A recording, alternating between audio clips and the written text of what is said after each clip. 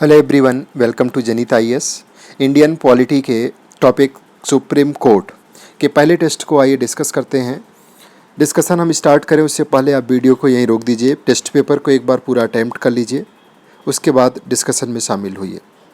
First question है, उच्चतम न्यायालय की स्थापना की चर्चा की गई है। उच्चतम न्यायालय की स्थापना और गठन की जो चर्चा है वो आर्टिकल 124 के अंतर्गत की गई है। संविधान का आर्टिकल 124 सुप्रीम कोर्ट की स्थापना और उसके गठन से संबंधित है। सेकंड क्वेश्चन है, भारत के उच्चतम न्यायालय का उद्घाटन किया गया यह 28 जनवरी 1950। 28 जनवरी 1950 को भारत में उच्चतम न्यायालय का उद्घाटन किया गया। ये भारत शासन अधिनियम 1935 के द्वारा स्थापित किए गए संघीय न्यायालय का उत्तराधिकारी माना गया।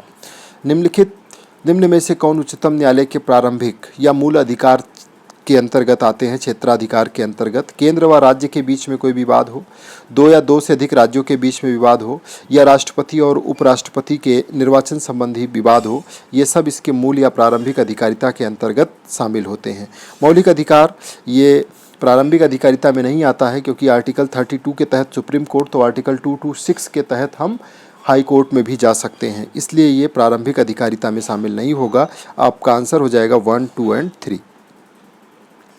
नेक्स्ट क्वेश्चन है, संविधान में उच्चतम न्यायालय की शक्तियों एवं क्षेत्राधिकार के बारे में विस्तृत उपबंध नहीं किया गया है, ये रॉन्ग होगा।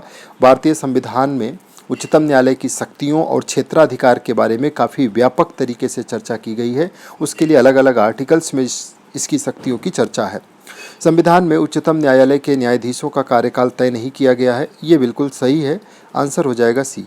संविधान में ये नहीं कहा गया है कि कितने समय का कार्यकाल होगा। 65 वर्ष की आयु निश्चित की गई है कि जो न्यायाधीश होगा उसकी आयु 65 वर्ष की होगी, और हाई कोर्ट के लिए जो आयु है वो 62 वर्ष की निश्चित की गई है।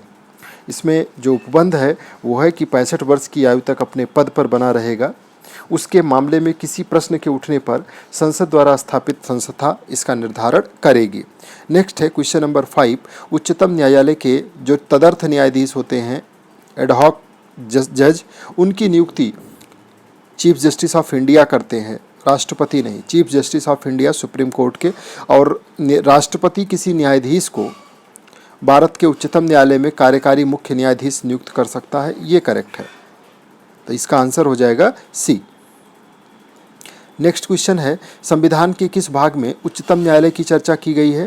उच्चतम न्यायालय की चर्चा संघ वाले में है, भाग 5 में, और उच्च न्यायालय की चर्चा है भाग 6 के अंतर्गत। सुप्रीम कोर्ट में अभी वर्तमान में न्यायाधीशों की संख्या है 33+1, यानी एक चीफ जस्टिस ऑफ इंडिया और 33 जज, 34 टोटल संख्या है।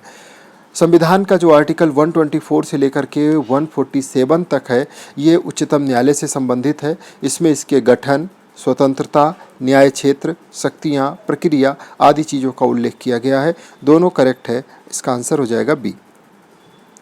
नेक्स्ट क्वेश्चन है, उच्चतम न्यायालय के न्यायाधीशों का वेतन केंद्र की संचित निधि से, भारत की संचित निधि से दिया जाता है।